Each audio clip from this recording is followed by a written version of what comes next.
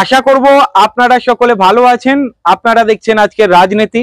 আপনাদের কাছে একটাই অনুরোধ রাখবো, যারা প্রথমবার ভিডিওটি দেখছেন লাইক করবেন, সাবস্ক্রাইব করবেন, আমাদের সাথে থাকবেন। কৌস্তব চ্যাটার্জির একটা কথা আপনাদেরকে শোনাবো। এবারে ভোট দেবে ভূতেরা।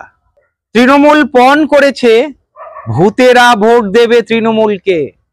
কেন বলছি? কথাটা আমার নয়, কথাটা কৌস্তব চ্যাটার্জির। এবিপি আনন্দের একটা প্রোগ্রাম দেখছিলাম, পুরো কথাটা পুরো বক্তব্য শুনলাম।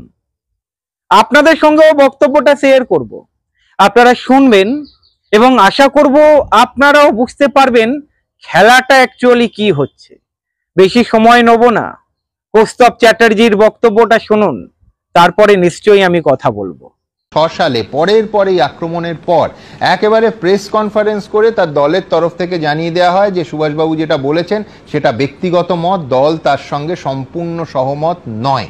আমি বলছি এইখানে তফাৎ। কিন্তু এইবারের সংঘাতটা কেন, সাংবিধানিক সংকট ইত্যাদি ইত্যাদি এত বড় বড় বিষয় উঠছে, তার কারণ সরাসরি হেড অফ দ্য স্টেট মুখ্যমন্ত্রী মমতা বন্দ্যোপাধ্যায়, প্রশাসনের প্রধান, সরকারের প্রধান সরাসরি এই আক্রমণটা করছে নির্বাচন কমিশনকে। একটা তফাৎ অবশ্য আছে। কৌস্তবের মত শুনবো।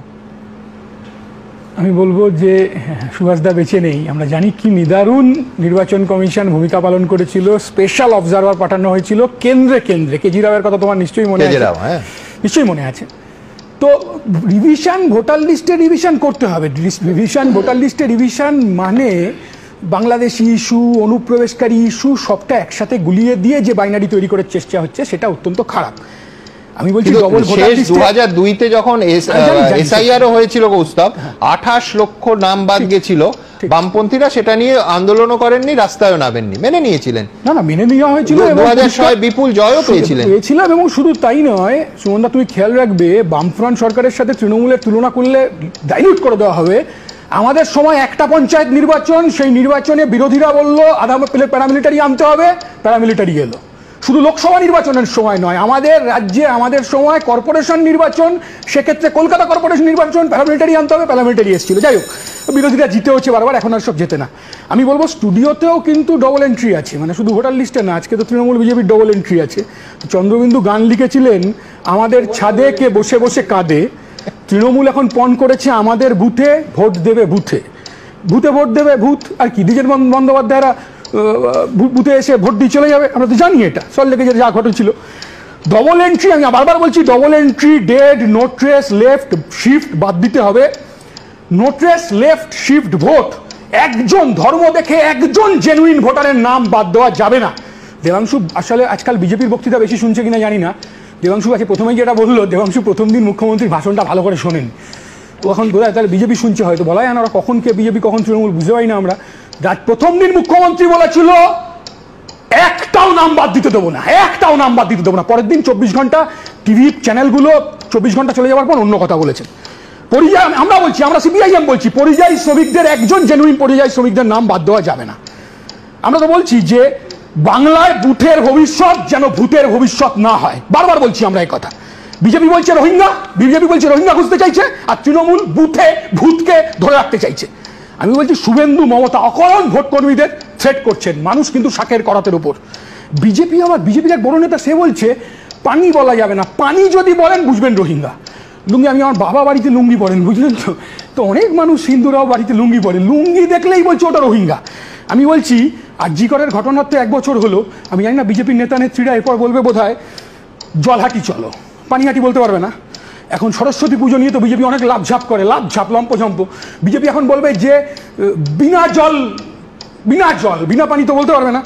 তো এখন রোহিঙ্গা খুঁজে বেড়াচ্ছে। আমি বলছি যে এসআইআর নিয়ে বিহার এবং পশ্চিমবঙ্গে, আগের দিনই তুমি যেটা বলছিলে যে বিহারে তোমরা অপোজ করো, কিন্তু পশ্চিমবঙ্গে এসআইআর হওয়া দরকার, তার কারণ প্রচুর ভুয়ো ভোটার। তোমরাও নাকি নির্বাচন কমিশনকে নানা তালিকা দিয়েছো। আমি তো এই কথাটাই বললাম, আমি তো বলছি যে আমাদের বুথে ভোট দেবে ভূতে, এটা তো তৃণমূল কংগ্রেস চায়।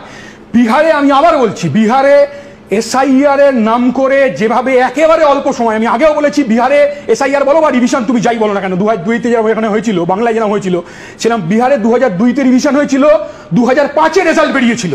কিন্তু এখন 1 সপ্তাহের মধ্যে যেভাবে 60 লাখ 65 লাখ লোকের নাম বাদ দিচ্ছে, বিজেপি প্রয়োজন মতো সেখানে এটা করছে, তৃণমূলও প্রয়োজন মতো এখানে একই কাজ করছে। আমি তো বলছি বাস্তবসম্মত উপায়ে উপযুক্ত সময় নিয়ে বিএলএদের সাহায্য নিয়ে বিএলএরা ব্যাপক ভুয়ো ভোটার রয়েছে, ব্যাপক ভুয়ো ভোটার রয়েছে, কিন্তু তার সাথে অনুপ্রবেশকারী, তার সাথে বাংলাদেশি। আমি আজকে বলছি যে আসলে তৃণমূল কংগ্রেসকে সুবিধা করে দিচ্ছে বিজেপি।